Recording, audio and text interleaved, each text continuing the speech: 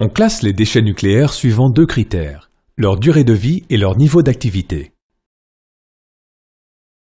Les déchets de très faible activité, TFA, proviennent principalement de la déconstruction des centrales nucléaires, béton, gravat, ferraille.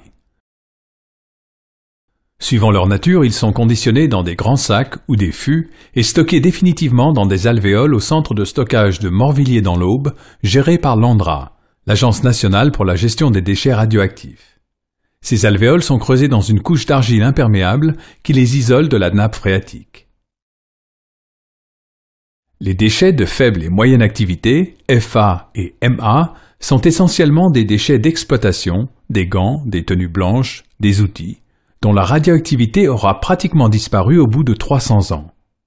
Leur quantité représente 10 grammes par mégawatt-heure produit, soit 7000 m3 par an.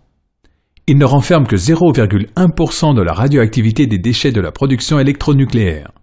Ils sont conditionnés à la centrale dans des fûts métalliques, puis acheminés vers le centre de stockage de Soulaines dans l'Aube, géré par l'ANDRA, où ils sont placés dans des ouvrages en béton. Les déchets de haute activité à vie longue, HAVL.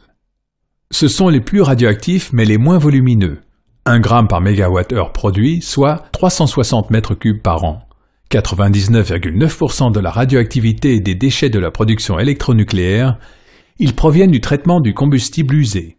Les assemblages, après avoir passé 3 ans à refroidir dans la piscine du bâtiment combustible de la centrale, sont placés dans des châteaux de plomb et acheminés à l'usine Areva NC de La Hague pour y être retraités et ainsi séparer les matières recyclables des déchets ultimes.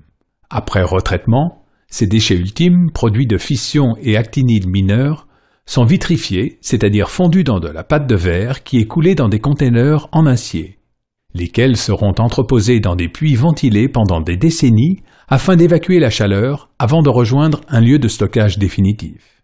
Au terme des 15 années de recherche prévues par la loi Bataille de 1991, la loi Programme sur la gestion des matières et déchets radioactifs a été promulguée le 28 juin 2006.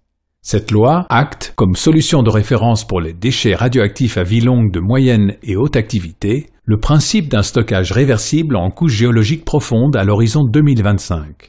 Outre ce stockage en sous-sol qui pourrait s'effectuer à proximité du laboratoire souterrain de Meuse-Haute-Marne, sont prévus 2 autres axes de recherche, la transmutation et l'entreposage de longue durée.